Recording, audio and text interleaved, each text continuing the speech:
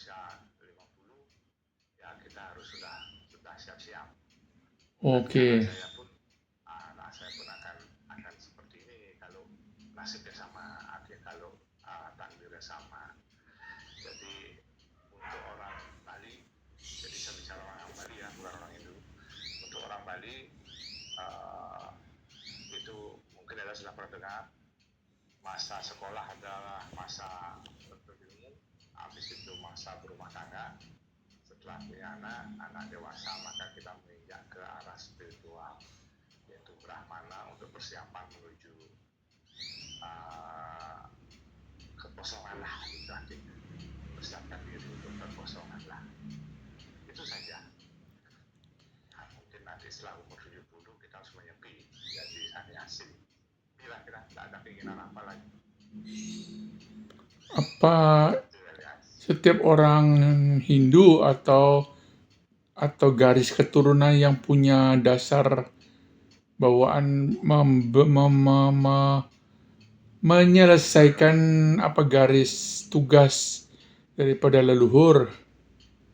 Tidak. Itu kan masuk di rancangan, masuk di tingkatan hidup sebenarnya. Kalau idealnya seperti ini, idealnya seperti kita. Jadi begitu menginjak usia sekian, anak-anak sudah mulai mapan, ya kita harus apa lagi kita pikirkan.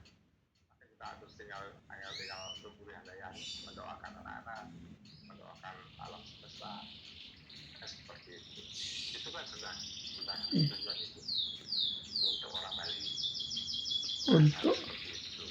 Untuk Ya itu mungkin sama. Begitu kita menginjak usia 50-60, apa yang harus dikerjakan lagi? Kecuali kita hanya bisa berdoa saja. Ya, kepada inti masalah sekarang saya mau bertanya tentang ide Sang Yang Widi supaya tidak mengganggu waktu kesibukan alam sana Anda. Ide gini. Ya tidak. Cuma tidak mengganggu, cuma kalau mau santai kan nanti siangnya lebih banyak waktunya. Ya, Silakan apa yang ingin dipahami. menurut ide Pandita, siapakah ide Sang Yang Widi itu? Itu kalau jawabannya secara filsafat dengan tatwa kan berbeda. Kalau filsafat kan kita akan berkata bahwa Tuhan itu tidak bisa dilihat, tidak bisa dipikirkan. Jadi orang itu menyebutnya acintil, beliau yang tidak terpikirkan. Tapi kalau kita orang berpengetahuan, kita sudah mengalami dan menelusuri, pasti hal yang menarik untuk didiskusikan. Tidak mudah untuk diterima bagi yang belum terbuka. Jadi itu hanya sebuah sebutan. Widi Wase disebut sang karena kita membesarkan beliau. Tuhan yang maha besar kan begitu misalnya. Tuhan yang maha kuasa, itu hanya kata-kata. Jadi wid itu dari kata tempat bergantung, wase itu tempat berpijak. Jadi Sang Yang Widi Wase adalah beliau tempat kita bergantung dan tempat kita berpijak. Kalau dibawa universal itu ke bahasa dunia, jadi ke bahasa Indonesia, ke Nusantara adalah akasa, ruang angkasa, pertiwi itu tanah. Jadi beliau yang menguasai bumi dan langit. Kan gitu jadi ya. Oke. Bisa pahami tentang Widi Wase itu hanya kata ya. Oke. Yang Widi Wase, beliau tempat kita bergantung dan tempat kita berpijak. Nah, begitu. Itu makna secara filosofi gitu ya? Iya. Makna secara perwujudan. Siapakah beliau? Kalau di tempat lain, mungkin Elias orang Kristen akan menyebut beliau sebagai Bapa, bukan putra ya, sebagai Bapa. Nah, kalau Bapa itu sekarang diterjemahkan lagi siapa? Karena itu maka saya paham itu. Barang siapa ingin datang kepada Bapa harus melalui aku, kan begitu bahasanya. Betul. Betul lah, berarti kan ada harus paham dulu siapa aku itu.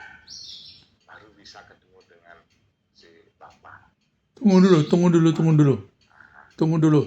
Menurut orang Kristen, versi Anda, Bapa, siapa yang mau datang kepada Bapa harus melalui aku. Iya, Aku itu menurut Pandita siapa? Versi. nah itu Nah gini. itu yang itu harus kita jelaskan. Jadi harus kita alami. Sebenarnya kalau dijelaskan secara teori kan agak rumit, kecuali kita mungkin bisa bertemu atau mungkin bisa melaksanakannya bersama-sama.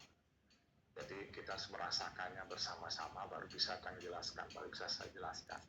Kalau Who is itu artinya ya siapa itu gitu ya.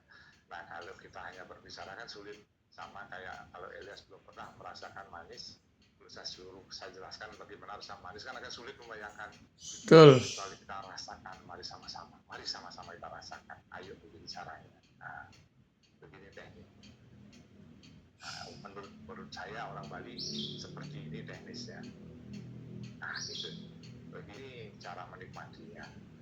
Baru kita paham.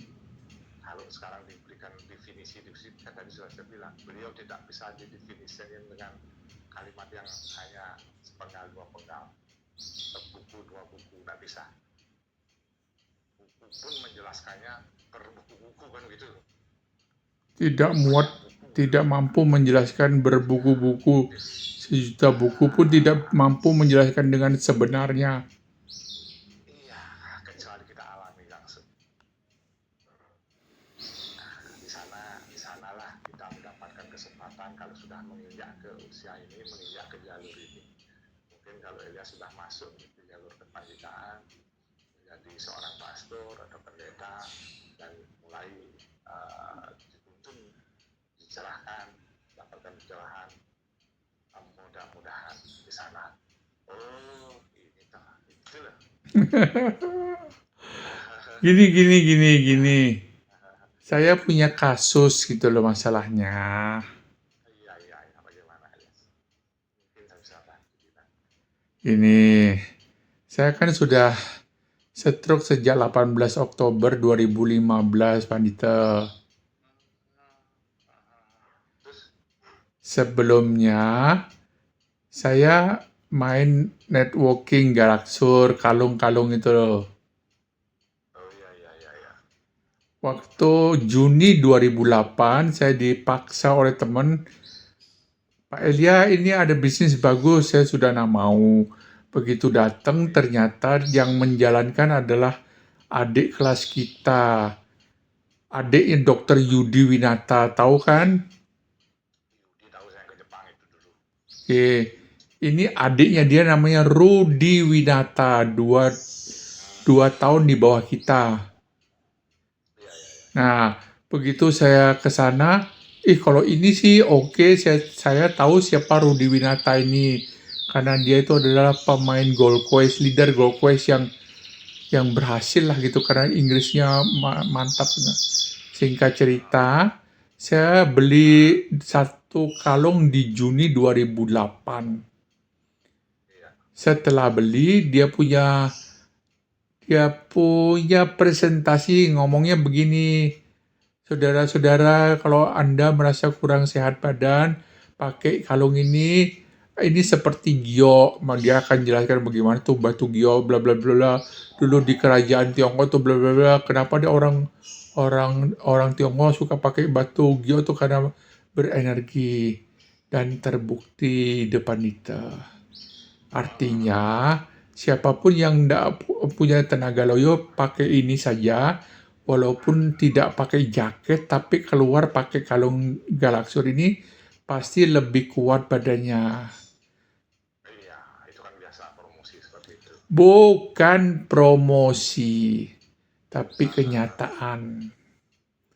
Lalu dia ada jual satu waktu ke Singaraja. Waktu jual perkumpulan, kan kasih tahu tuan rumah di sana leadernya, maka kumpullah satu orang kampung. Waktu kumpul baru Baru mengeluarkan kalung untuk mulai presentasi, ada satu cewek marah di depan Dita. Iya. Marahnya itu, bangsat cai ngude mai ganggu dia kami. Artinya ada yang mekai. Yang mekai adalah si Lea di dalam badan cewek itu. Ini bukan promosi di depan Dita. Walaupun saya tahu saya salah ngomong sama Anda sudah tidak bermain di sini. Iya, tidak. Artinya Informasi. kita tidak lagi ya, informasi. Jadi Sek- kita sudah tidak bergerak di bidang itu. Betul, jadi ini rangkaian sebuah cerita dalam diri saya. Saya kan dulu tamat SMA tahun 1988, Swastiastu, sama. Cuma saya tamat SMA 3. Oh, SMP itu saya lulus, saya masuk SMA 3 sama Ivan sama Cakra Sendika, Ya, ya asuransi. Terus, begitu marah, bingung ini Rudi Winatanya, tapi memang dia orang yang punya problem, punya kemampuan lah. Istilahnya Rudi Winata ini sudah punya ikatan janji dengan alam Bali. Ngerti ya, alam Bali itu berarti bermain di sektor roh gitulah. Apalah namanya. Dia pernah gila, kemudian dijanjikan kalau kamu bisa bantu mengerjakan ini, maka saya akan sembuhkan penyakitmu dan ekonomimu. Mungkin dia ada ikatan kontrak dengan alam gaib untuk menyelesaikan tugas. Nah, setelah itu dia betul mendapatkan satu leontin ini dari Malaysia. Singkat cerita, inilah menjadi titik awal saya di Juni 2008 membeli satu kalung relaksor.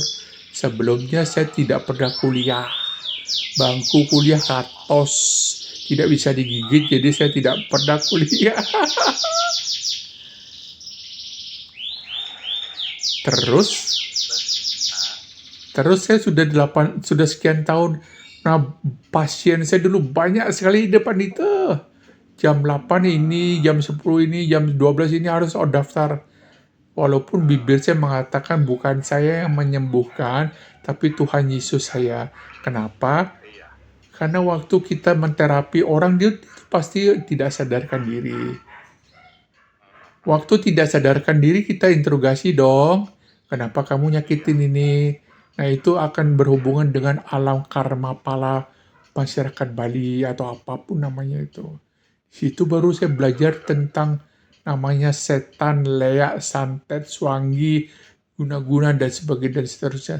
Termasuk roh-roh jahat, siapa dia ngaku, termasuk roh-roh baik, siapa leluhur, siapa dewa ini, semua ada dalam rekaman kita. Kemarin setelah saya stroke, saya dimengertikan oleh Tuhan Yesus saya. Kenapa saya dikasih stroke?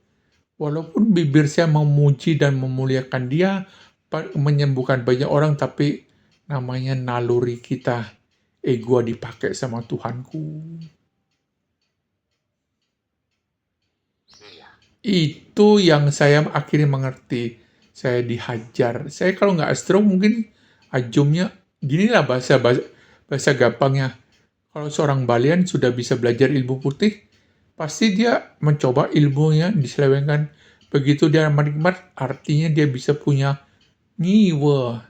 Saya pun juga tahu semua pandita, semua apapun dia bisa positif dan bisa negatif. Tergantung suratan takdir dia dan tergantung dia mau milih yang mana. Ngerti saya di depan Dita. Iya, betul. Nah, Begini, itu hanya pernah gitu, oke lanjut kalau mau memberikan Ya, silakan ya. ini. Silakan dilanjut. Oke, setelah saya stroke 18 Oktober 2015, waktu itu saya banyak sekali uang di depan Dita. Orang terapi dapat 200.000, 500.000, beli kalung dapat bonus itu besar sekali. Tapi mungkin yang namanya karma buruk saya masa lalu harus dibayar. Artinya Saya tidak pernah mengerti namanya reinkarnasi, karena kekristenan Katolik hanya lahir, dikasih roh oleh Tuhan, mati langsung roh itu ke surga atau ke neraka. Tidak ada muter-muter lagi jadi kucit lah. Nanti kalau suatu saat dia lahir baru jadi apalah gitu, itu tidak dikenal ajaran itu. Tapi semenjak saya jadi seorang terapis, saya nak mau belajar. Belajar mendengar, kuping saya mengatakan begini. Ada orang-orang berilmu seperti Anda, waktu saya terapi, dia mungkin penonton gitu ya, atau yang mendampingi. Elias, waktu Anda menterapi orang itu, saya lihat kelebat Anda pakai baju kaisar. Oh gitu, artinya saya pernah terbuka fragmen di batinnya dia, bahwa saya dulu pernah menjadi seorang kaisar kerajaan Tiongkok. Dicerita orang lain dengan kemampuan yang kurang lebih sama Anda ini seorang panglima perang. Dicerita yang sejenis di kemampuan orang lain yang beda, saya seorang biksu. Dan yang pasti di kakak ipar saya hari ini jadi jero Mangkubusa siangan. Sebelum dia jadi jero Mangkubusa, dia punya backing seorang jero Jerry namanya. Wah, itu orang berkemampuan alam gaib. Jadi dia bisa ngomong bahasa Cina kuno gitu. Blablabla. Wah, karena itu saya manfaatkan siapa saya dulu begini. Dia tanya ke sono, dia jawab saya. Dia kemudian apa lagi yang mau kamu tanya? Dia tanya saya tanya kepada dia tanya kepada yang siapalah di atas, akhirnya informasi tapi terputus. Intinya setelah saya jual bakpao, saya disamperin sama satu orang. Karena tulisan di motor saya kan, usir leak pengganggu. Saya tahu pengeleakan Bali sebetulnya ilmu putih. Tapi kalau namanya orang manusia yang tidak sempurna, nyoba-nyoba, enak loh.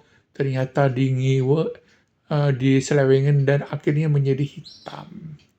Nah, ini ada satu namanya, waktu dia tanya begitu, kok tulisannya bagus ya kok ya?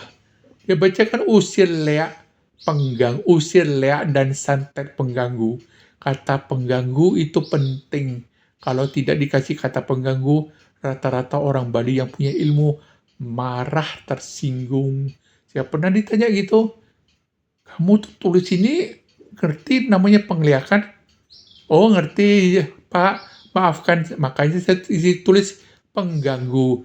Kalau dia pengganggu, dia urusan sama saya, karena keluarganya minta tolong saya. Kalau dia tidak mengganggu orang lain, nggak ada urusan sama saya. Saya tegas langsung gitu. Artinya, kalau sudah satu ilmu tinggi, Kadik Jaya, mengganggu orang, dan orang itu datang kepada saya yang mampu melawan dia, ya gua bantai, gua bunuh lu. Ilmu kamu pun aku bunuh gitu. Istilahnya saya seorang panglima perang. Nah itu yang sampai hari ini saya tidak mati. Ide Pandita dari September 2008 saya sudah wanen, sudah sombong. Ada orang bilang cek bodoh, sudah stroke pakai tulisan gini. Poinnya adalah saya ketemu sama satu orang ibu waktu saya lagi urus bakpao. Dia tanya, kemudian karena dia tanya kan saya salaman, sorry Bu Sirenge. Waktu salaman di depan Dita, makasih bayu saya. Semua bulu kuduk saya merinding. Begitu merinding saya tahu dah orang ini punya energi tinggi. Karena saya makasih, saya tanya nama Anda siapa pakai bahasa Alit. Sira ada di jero gitu. Dia disebut Desa Agung Pertiwi. Begitu sudah nyebut nama, sorry, Anda ngiring sireng nggih. Tahu dia nyebut siapa? Saya ngiring Dewi Durga. Begitu dia ngomong Dewi Durga, saya tidak takut karena saya tahu saya pikir itu adalah ide Sang Hyang Widi. Salah satu perwujudan dari ide Sang Hyang Widi, ternyata saya salah. setelah ngobrol sama satu orang Hindu, yang saya tahu ya, ide Pandita, ide Sang Yang Widi itu punya 3 perwujudan atau 3 apa pribadi atau apa namanya. 1 pencipta, 2 pemelihara, 3 pemusnah. Saya pikir Dewi Durga adalah pemusnah. Ternyata bukan, Elia.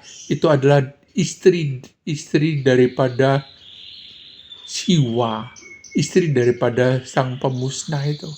Oh, dari itu saya mengerti. Kemudian saya ada beberapa tanya orang Hindu yang spiritualnya tinggi. Dia tidak mau memberitahu siapa itu ya. Kok saya baru tahu dari Pak Har ya? Artinya dia tidak mau mengungkapkan. Begitu dia tidak mau mengungkapkan, saya juga tidak maksa. Ingat saya sama Anda, seorang pandita. Telepon saya kemarin gitu loh. Iya, semoga bisa tercerahkan ya.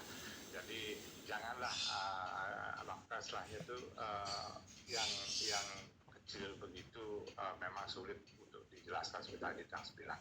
Kalau kita mengambil dari istilah aja, dur itu bawah artinya, enggak itu cahaya. Tapi kalau kita sudah memahami akhirnya sudah pernah sampai setingkat itu, maka Durga itu adalah magma bumi.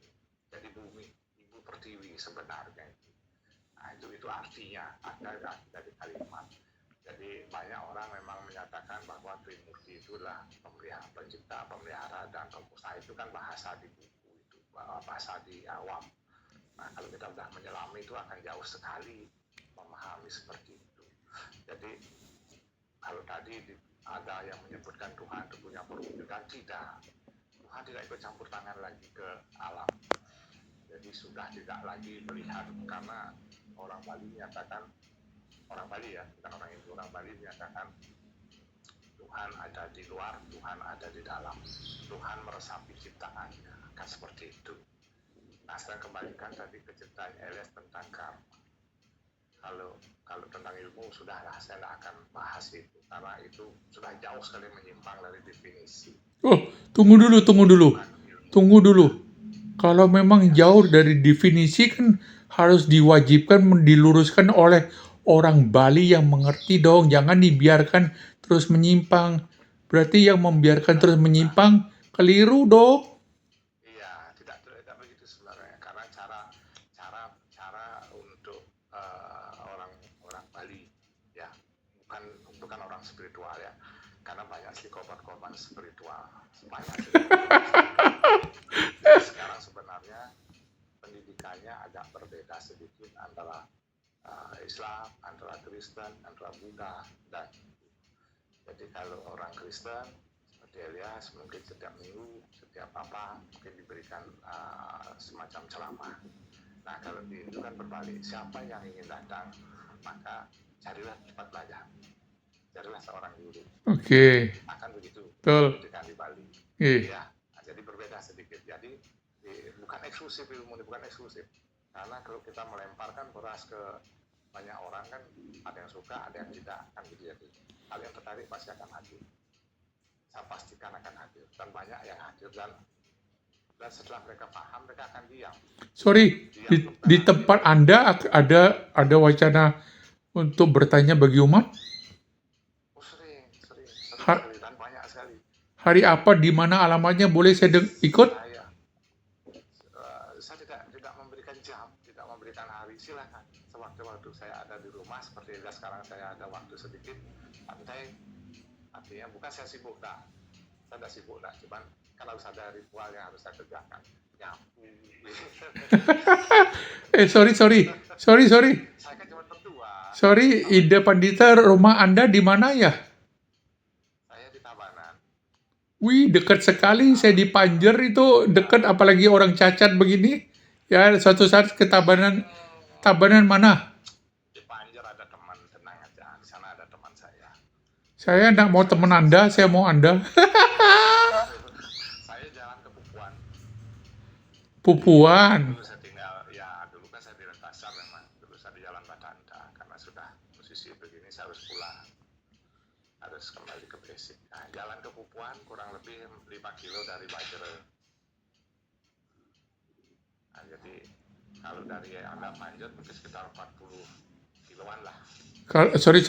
Kalau yang di Panjer teman Anda siapa ya? Boleh minta nomor teleponnya. Jadi saya bilang, sorry Pandita, saya dapat nomor dari Ide Pandita Aritapa, bersediakan menjelaskan kebutuhan rohani saya, kan gitu ya. Harus ada referensi dong. Iya. Nanti saya minta izin dulu dengan beliau. Oh, Oke. Oke, terus tentang pengetahuan tuh gimana ya? Ya, tentang hadisat dan definisi tentu berbeda dengan perilaku, dengan takwa yang ada.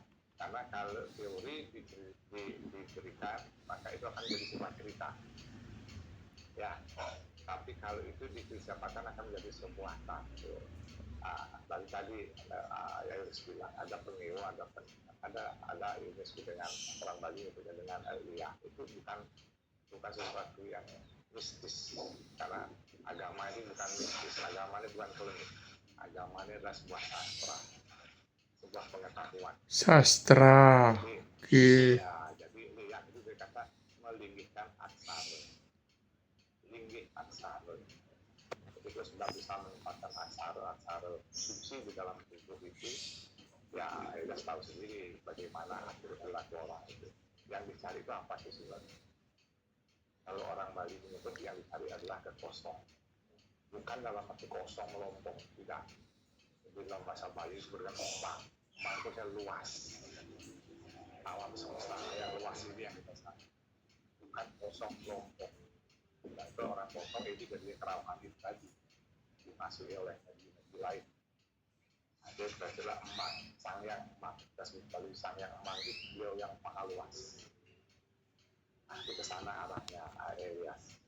Kalau sudah banyak waktu diamkan harus ke sana. Karena dalam atom itu ada proton, ada neutron, tapi ruang yang paling besar adalah ruang yang kosong. Nah, di sana dalam kosong lah aku ada kan itu rasanya ya, beri kan? Ya, agak membingungkan, cuma sebagai sebuah pengetahuan awal saya dengarkan aja dulu. Nanti kita ya. Bagian terkecil dari tubuh, bagian terkecil dari struktur alam adalah atom. Betul. Ternyata di dalam atom itu ada elektron, ada neutron, ada proton. Oke. Kan gitu. Betul. Tetapi yang paling luas di sana adalah kosong. Yang paling luas adalah kosong. Wadah daripada itu adalah kosong. Ya, jadi kosong ini bukan kosong melompong. Orang Bali menyebutnya bukan puyung. Puyung itu kan nol sih. Tetapi emang itu kan artinya luas. Waduh. Definisikan silahkan. Apa itu emang itu? Alam semesta pun begitu. Ada planet, ada matahari, ada bintang, ada meteor, ada komet mungkin. Tetapi yang terbesar adalah ruang kosong. Dalam kekosongan inilah yang harus kita pikirkan, harus kita renungkan. Jadi kalau tadi Elias sudah menjalankan yang Elias katakan tadi, menolong orang, karmanya masih bagus. Kalau menolong kan karmanya bagus harusnya. Tapi kan saya dibayar dengan rupiah dan dengan beli kalung. Nah itu kan karmanya bagus.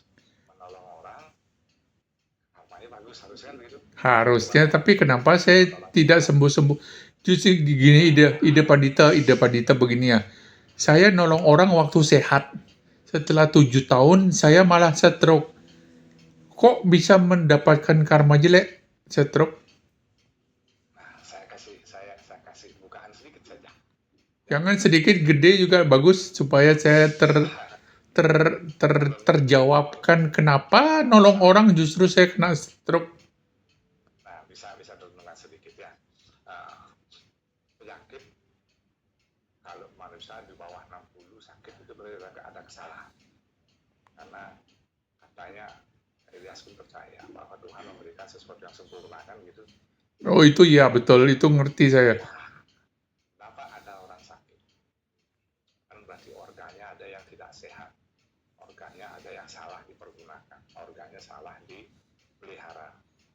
Betul, saya salah makan. Ya, itulah. Seperti itu contohnya. Nah, sedang salah. Racun dimakan kan sakit. pasti. Nah, sekarang ada 4 jenis penyakit. Tidak banyak, hanya 4. Elias sudah pernah lihat itu. 1, karena dia masih melaksanakan karma. Kedua, karena dia mendapatkan ujian. Ketiga, karena dia salah memakai hedon. Keempat, mungkin karena perbuatan orang lain. Nah, dia dibunuh, dia diracun, kan dia itu. Nah, kalau 2 ini, yang pertama ini karena dia masih melaksanakan karma dan masih melaksanakan ujiannya, itu diganggu, berarti yang mengganggu ini, yang menyembuhkan ini harus menanggung sisanya itu. Oh, Nah, itu artinya sorry saya potongnya supaya jelas ya. iya, silakan. Artinya selama ini orang yang harus menanggung karmanya, saya bantu sembuhkan dan itu karma itu saya yang harus ambil tanggungannya gitu ya. Kurang lebih seperti itu. Wah, sontoloyo, artinya salah Iya, saya mengambil terapi orang. iya, kita harus bertanya dulu, harus waspada dulu. Ini orang datang ini kenapa? Nah, itu loh. Wah, Apakah dia sedang menjalani karmanya seperti dia sekarang belum sama-sama saya yang ikut nanggung itu. Seorang maling yang dihukum 10 tahun harusnya dengan undang-undang, ternyata seorang pengacara bisa dia meringankan menjadi 2 tahun, maka yang 8 tahun itu pengacara dia nanggung lagi. oke, ngerti. Oke. Bisa dosa dia. Oke. Kan kita tidak tahu hukumannya dia lagi berapa hari. Orang flu itu 7 hari sembuh, kan 7 hari sembuh tanpa obat loh ya. Artinya begini ya, sorry saya potongnya. Artinya semua perbuatan baik belum tentu berujung baik bagi yang menjalankan perbuatan baik. Yang menilai baik dan buruk kan bukan kita. Loh, kan kita sudah pasti baik menolong dia. Belum tentu kan. Loh, dia sembuh kok. Baik menurut kita. Sembuh dia. Baik menurut kita. Baik menurut kita. Tapi menurut karma yang harus dia bayar, waduh, ternyata. Jadi bijaksana lah. Jadi Oh, kalau lihat pendatang kan harus kita pertimbangkan hal itu. Nggak semata-mata orang datang langsung kita bantu lah dengan doa. Mau dia berhasil, mau dia sembuh kan urusan dengan Sang Pencipta. Nah, kalau kita memaksa, ya kamu merasa so jago kan dibilang sama beliau nanti, ya berarti kamu yang bawa itu bebannya, itu jadinya kurang lebih seperti itulah ya. Jadi secara awam seperti cara menjelaskannya. Nanti saya bilang kalau orang flu tanpa obat tuh 7 hari sembuh. Kebetulan sekarang kita datang di hari ke-7. Jangankan kita obat kamit baca mantra, mungkin kita kasih aqua gelasnya sembuh dia. wih, sakti bener gitu ya. Nah, padahal sudah harus selesai di sana di 7 hari itu. Aduh. Kan begitu kan ya. Anekdotnya seperti itu. Terus, oke, ada lagi rahasia yang kedua yang, sorry tadi saya potong. Iya. Yang mana? Tadi kan Ida Pandita sudah mau menjelaskan, kemudian saya potong untuk memberikan keyakinan apakah saya salah mengartikan keterangan Anda yang pertama tadi. Iya, yang mana itu? Yang itu dah yang ternyata kalau saya nolong orang belum tentu itu perbuatan baik karena memang dia harus menjalankan karmanya, kemudian saya paksa bantu, nah karma buruk yang sisa itu yang saya tanggung dalam akumulasi stroke saya, kan gitu. Iya. Nah, setelah itu kan pasti ada lagi yang lain, informasi lainnya mau disampaikan. Ada nggak?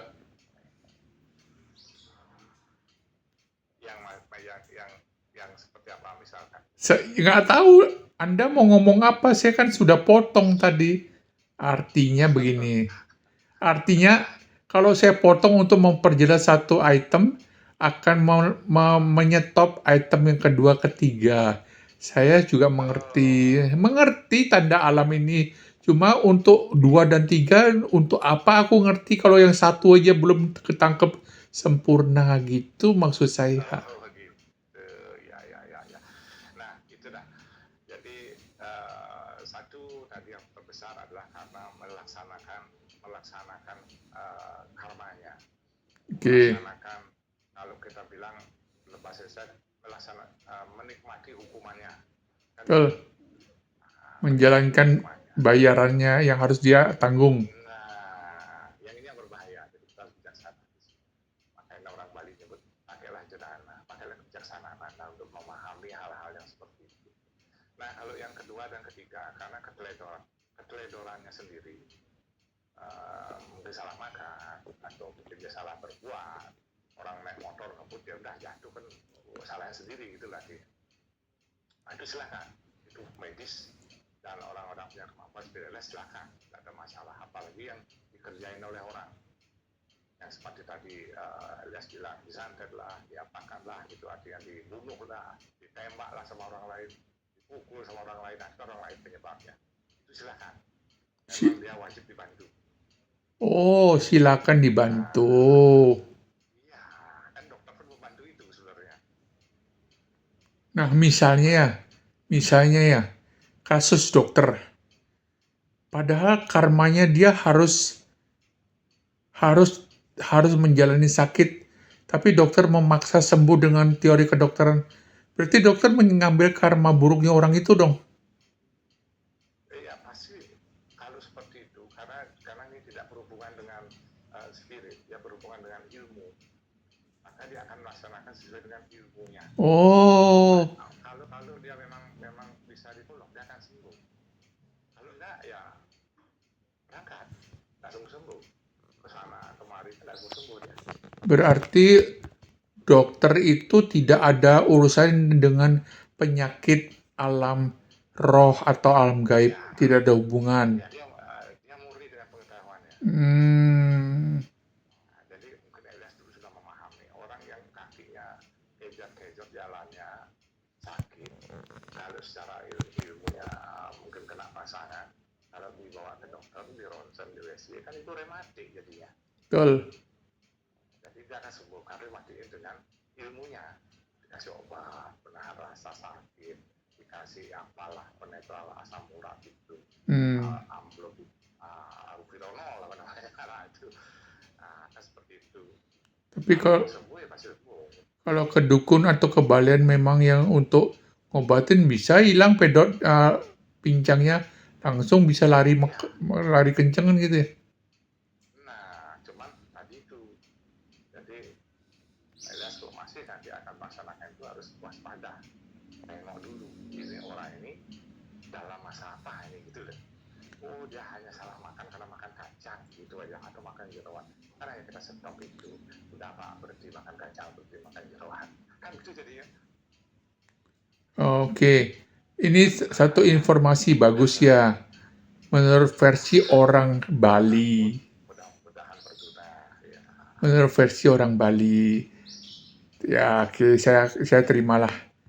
Terus kalau saya tentang dia adalah murid dari Dewi Durga, layakkah saya membantu dia mengobatin?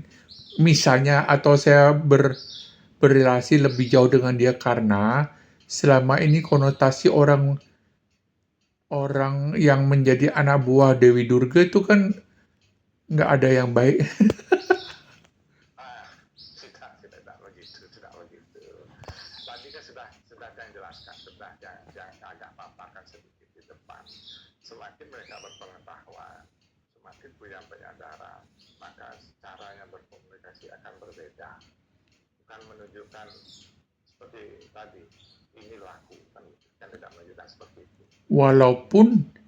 Walaupun dia memproklamirkan dia adalah aliran Dewi Durga. Orang yang sudah berfungsi seperti itu kan berarti sudah bukan yang sebenarnya. Oh gitu ya? Iya. Oh, I see. Bahasa leluhur orang Barat, I see. Itulah karena kita sahabat, jadi saya pahami, saya berikan pemahaman seperti itu. Jadi Nah, kalau suatu ketika mereka yang memahami tentang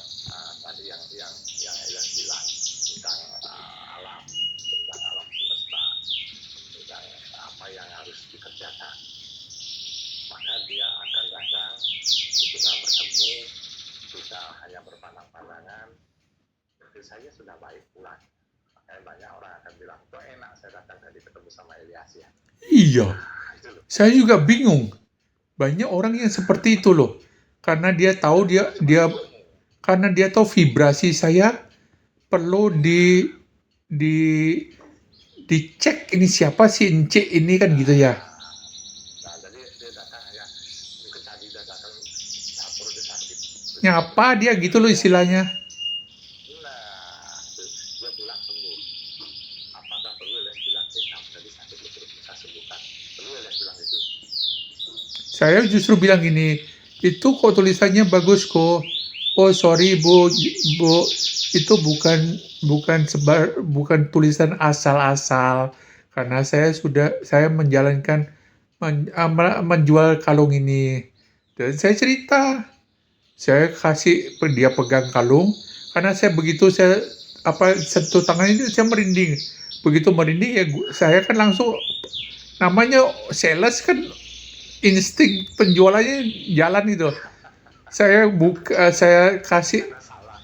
saya bilang, saya begini, tanya sudah tahu identitas, saya ambil tangan kanannya, tak taruh menghadap ke langit, saya kasih transfer energi. Begitu saya transfer energi, hanya 1 detik, mengkesing langsung bayu saya. Begitu mengkesing, saya pikir, oh, Anda siapa ya? Anda ngiring siapa dia? Karena saya tanya, Anda ngiring siapa? Dia jawab, saya ngiring Dewi Durga. Begitu dia sebut Dewi Durga, saya nggak nyah. Saya nggak takut. Justru saya pikir, oh ini bagus ini. Terus saya buka kalungnya. Kalung tak suruh genggam. Begitu dia genggam, saya tanya bagaimana, ada rasa, ada senyum-senyum dia mau sontolo yo. Saya pikir wah ini cocok deh nih. Aku bisa jualan kalung, pikir saya. Nah setelah itu baru saya pikir, saya minta nomor telepon dikasih sama dia. Kemudian ya dia ramah lah gitu. Setelah sampai di rumah, saya berpikir, waduh, apakah saya tidak menantang kepada inti daripada daripada ide Sang Yang Widi yang ketiga, versi pengetahuan saya. Karena kan saya mengerti ide Sang Yang Widi itu pencipta, pemelihara, dan pemusnah. Berarti saya berjumpa dengan anak buahnya ide Sang Yang Widi, yaitu pemusnah. Tapi dalam konotasi apapun yang pernah saya tahu dan dengar dan alami waktu terapi orang, namanya Durga itu nggak ada baiknya. Ya. Jadi itu dah karena definisi saja. Jadi kalau didefinisikan sebagai pemusnah, pelebur, itu kan karena sulit mencarikan arti. Jadi beliau dulu mungkin menulis seperti itu. Bagaimana kalau saya berikan arti yang baru? Apa? Jadi bukan pelebur, tapi penyempurna. Oke. Kalau penyempurna itu lebih berkonotasi positif, sangat positif. Bagaimana kalau dibegitukan? Gitu loh. Ya, jadi itulah Pak Elias. Jadi sesuatu yang harus kita pahami sendiri, harus kita alami sendiri supaya bisa merasakan, menikmati itu sendiri. Dan merasa sendiri damai sejahtera kalau ketemu sama dia gitu ya. Tidak was-was lagi gitu ya. Tidak was-was. Jadi kenikmatan ini kita bagi dengan saudara-saudara yang ingin ikut menikmati. Ayo mari sama-sama begini. Ya, karena gini, ide Pandita, sorry saya kurang lengkap tadi. Terus saya jelaskan, begitu dia rasa pegang ini, saya bilang gini, sorry Bu Jero, saya tahu kalau Ibu Jero tidak senang sama energi kalung ini, artinya kita berseberangan. Artinya energi Anda berarti energi saya melawan energi Anda. Kenapa? Karena saya seorang penyembuh. Saya seorang terapis. Siapapun yang bermain ilmu jahat datang ke tempat saya, dia musuh saya. Saya ngomong gitu di depan hidungnya. Tapi kalau Bu Jero menikmati energi kalung saya dan menikmati keberadaan energi tubuh saya, kita sinkron. Saya ngomong apa adanya, kenapa? Tidak menyinggung, tapi tidak menunjukkan gua takut sama elu gitu loh. Iya, iya. Salah ya ngomong gitu ya? Enggak.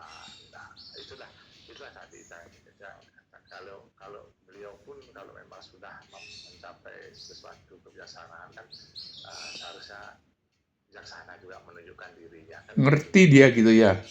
Ya harusnya memahami itu.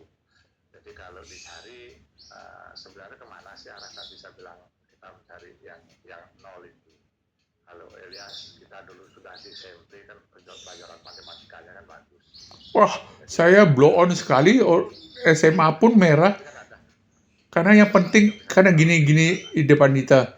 Orang lebih bodoh dari saya aja bisa lulus.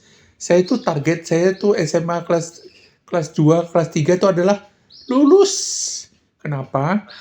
Betul. Saya sudah tahu saya tidak akan dikuliahkan dan betul. Begitu selesai SMA, berhenti 1 bulan langsung kerja, ketemu jodoh istri saya nih Komang Artini, ketemu jodoh di Tamrin Steakhouse. Tamrin Steakhouse itu punya Adi Cuantung, masih ingat Adi Wiranata?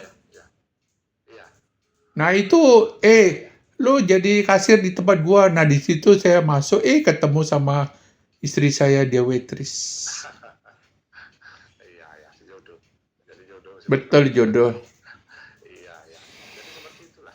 Jadi ya sesederhananya kita. Jadi kalau saya pahamkan dengan kata-kata lambang Hindu yang swastika, lambang Cina itu India. Ya. Di sana kan ada garis vertikal, ada garis horizontal. Iya. Kemudian dipakai sebut dengan koordinat dan ordinat. Maka dia ketemu di tengah itu kan nol. Oh. Itu.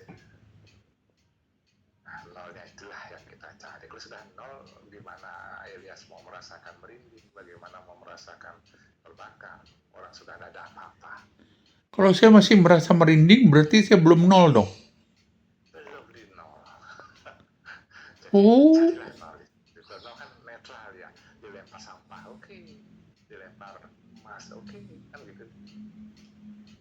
Wah, berarti saya ini masih TK sekali ya. Sudah sih begitu. Jadi kalau saya belajar agama, saya pernah baca kitab suci Injil itu kan SMP. Itu SMP saya kelas 1C dulu. Kelas 1 ya. Jadi ruangan saya di atas. Saya sama Ucok dulu yang suka tuh. SMP 1C ya? Iya. Ruangan saya di atas, di tengah-tengah. Yang murid paling bandel yang sekelas sama saya itu Ucok namanya. Tahu Ucok si Regar itu, Ucok si Regar kan? Ya sampai saya kritik itu sekelas sama saya itu. Kalau Suryadani pernah sekelas sama saya. Di kelas berapa ya lupa saya. Kan tahu Suryadani? Tahu. Yang tinggi itu juga. Di depan Dita tahu saya nggak di kelas di mana? SMP-nya?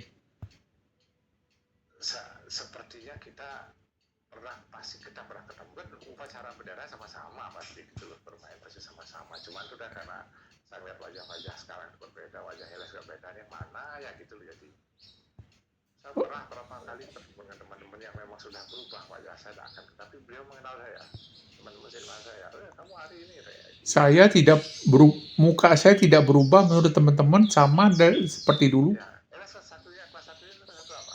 Nggak tahu. Lupa. Ruangannya kan ada 6 itu, di bawah 3, di atas 3. Saya juga lupa apa di bawah tengah atau di atas tengah, pas ya. Di atas rasanya. Dulu ya di atas. Ya. Soalnya naik sepeda balap. Kalau pulang sama si Kuncung, tahu Kuncung? Bukan, saya pulang selalu sama Relandi naik sepeda motor AR merah.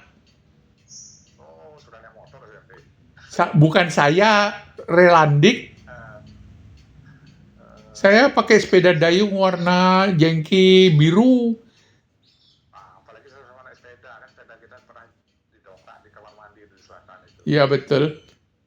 Saya ingat Anda kok, tapi Anda kok tidak mengingat wajah saya. Wah, sungguh pelacur sekali diriku ini dilupakan oleh seorang pandita. Kamu kan begitu sakit. Kan kita berteman dari ada SMP, ada SMA, ada kuliah, ada pergaulan di pekerjaan. Jadi ya kebanyakan yang kita kenal kan teman-teman yang menonjol seperti itu Muco, Suradani, kayak gitu artinya. Betul. Siapa kedua OSIS Ira, Justru Ira saya nggak ingat. itu kedua OSIS kita itu. Saya nggak ingat, nggak punya memori kalau Ira Rudianto adalah ketua OSIS. Tapi kalau Suryadani ingat saya. Apalagi waktu SMA dia adalah ketua OSIS dan dia yang menangani saya dikeroyok oleh siapa tuh? Anak si Giri Suta, siapa tuh namanya? Temannya si Anthony. Anak tentara di Korem. Ya itu kan anak timur itu. Dan dulu saya dapat urusan di sana. Thomas namanya. Jalan-jalan. Hah? Ya. Ada kritik namanya. Siapa? Saya ikut gerak jalan dulu. Saya ikut gerak jalan. Oh iya betul. Ya kamu ikut gerak jalan. Kamu di depan tinggi sekali. Saya ikut gerak jalan dulu. Udah mulai kebayang ya. Biasa ya. Dah, wajahmu sudah terbayang begitu aku dengar suaramu sudah langsung inget. Oh, mukanya ini murah senyum, giginya gede-gede. Ternyata ide pandita hari ini. Ya, Waduh. saya bergaul dengan siapapun dulu. Saya tak memilih teman dulu. Jadi mungkin itu yang menyebabkan kepilih saya. Jadi tim voli, jadi gerak jalan. Ide pandita punya memori yang cukup bisa dibanggakan. Saya SMP sih nggak ada apa D, SMA sih nggak ada apa D. Setelah SMA berapa tahun jadi dukun. Ya, Nah, itu kan sudah anugerah dulu. ya. Itu anugerah ya. Jadi tapi itu kan sekarang mari kita renungkan, kita bahwa mungkin masalahnya di LS mana? Sebelah kiri atau sebelah kanan? Tangan kiri lumpuh sih, nggak bisa genggam. Kaki kiri lumpuh, nggak bisa melangkah, nyeret. Jadi kayak kalau ada film suster ngesot, saya dukun ngesot. Berarti yang sebelah kiri yang trouble ya. Betul. Ini ditunggu dulu. Mungkin pencerahan berikutnya akan menjadikan Anda lebih menyadari siapa sesungguhnya. Jadi apa istilahnya untuk ulama kita kan sudah lama di Bali, jadi sudah lama di Bali harus tadi itu yang dipijak dan di pijak yang digantung dengan pijak itu tempat bergantung pada pijak itu dipahami. Satu lagi Pak Ida Pandita tentang Buana Agung, Buana Alit. Secara umum saya ngertilah Buana Agung itu ya alam semesta. Buana Alit adalah pengecilan daripada Buana Alit adalah tubuh kita. Ngerti saya. Tapi penjabaran, Elias, lu ini Buana Agungnya Buana Alit. Buana Agungnya Buana Alit ada dalam badanmu. Ngerti harusnya saya ikhlas terima, tapi belum sampai ke sana. Kalau istilah meditasinya, monkey mainnya monyet yang loncat ke sana kemari itu masih terlalu dominan. Saya nggak bisa diam, duduk, meditasi. Waktu itu tarik nafas, lihat, perhatikan nafasmu keluar masuk. Sudah kemana? Nasi goreng tuh kok enak ya. Ketemu sama Aritapo kok enak ya. Nah itu monkey mind tuh selalu mendominasi dan saya tahu karma buruk saya harus masih loncat sana loncat sini ya, kurang lebih begitu. Hari ini semesta memberikan saya ngobrol dengan Ida Pandita, jadi ya semoga pasti ada makna yang harus saya terima setelah Kemarin saya mengejar Anda telepon. Sorry mengganggu. Dan hari ini Anda juga maunya siang. Saya pikir daripada siang lebih baik sekarang dah Anda bisa menerima saya. Saya ucapkan matur suksema. Terima kasih atas waktunya dan saya tidak mau mengganggu lebih lama lagi pekerjaannya nyapu Anda. Kiranya semesta memberikan pencerahan dan memberikan petunjuk kepada saya. Nanti kalau ada petunjuk dalam alam mimpi Anda atau ide Sang Yang Widi tolong beritahu tuh Elias tuh kemana dia harus berobat, tolong sampaikan kepada saya, nggih. Ya, semoga kita semua mendapatkan tambahan pengetahuan dari pertemuan dan pembicaraan ini. Amin, rahayu, rahayu. Matur suksema, jero di depan kita. Terima kasih. Rahayu, rahayu, rahayu. Mari, makasih. Jadi begitu guys. Hari ini Jumat 31 Juli 2026. Dia tidak tahu saya merekam suara dan video. Sampai jumpa. Tuhan Yesus memberkati saya, Elias Haryanto Diana, 0815 58001209 atau 0895 1970 9702.